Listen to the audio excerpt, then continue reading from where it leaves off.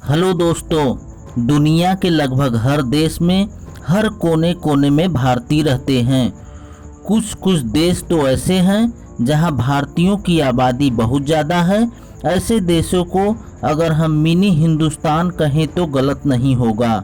दक्षिण प्रशांत महासागर के मेलानेशिया में भी ऐसा ही एक द्वीपीय देश है जहां की 37% आबादी भारतीय है और वो सैकड़ों साल से इस देश में रहते चले आ रहे हैं। यही वजह है कि यहाँ की राजभाषा में हिंदी भी शामिल है, जो अवधी के रूप में विकसित हुई है। दोस्तों, आइए अब हम जानते हैं कि आखिर वह कौन सा देश है जिसे मिनी इंडिया या मिनी हिंदुस्तान के नाम से जाना जाता है।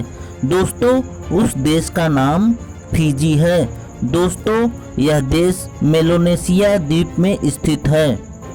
दोस्तों, इस द्वीप समूह में कुल 322 द्वीप हैं, जिनमें से 106 द्वीप ही अस्थायी रूप से बचे हुए हैं। वहाँ के दो प्रमुख द्वीप विली लेवु और वनुआतुलेवु है, जिन पर इस देश की लगभग 87% आबादी निवास करती है। फिजी के अधिकांश द्वीपों का निर्माण 15 करोड़ साल पहले ज्वालामुखी विस्फोट के कारण हुआ है।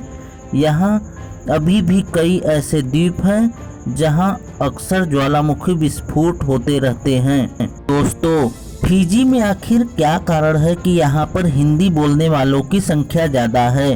दोस्तों, इसका संबंध हिंदुस्तान से है। ब्रिटेन ने वर्ष 1874 में इस द्वीप को अपने नियंत्रण में लेकर इसे अपना एक उपनिवेश बना लिया था। इसके बाद वो हजारों भारतीय मजदूरों को यहाँ 5 साल के कॉन्ट्रैक्ट पर ले गए और गन्ने के खेतों में काम करवाने लगे। उनके सामने ये शर्त रख दी गई कि 5 साल पूरा होने के बाद अगर वो जाना चाहे तो जा सकते हैं, लेकिन उनके ऊपर कर्ज इतना ज़्यादा लाद दिया गया कि वे जो है उतना पैसा जुटा ही नहीं पाए कि वह वापस अपने देश लौटकर आ सकें। इस प्रकार से वह वहीं के निवासी बन गए।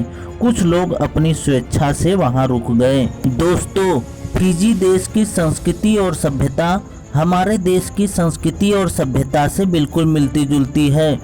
बड़ी संख्या में भारतीयों के होने की वजह से इस देश में कई हिंदू मंदिर भी हैं।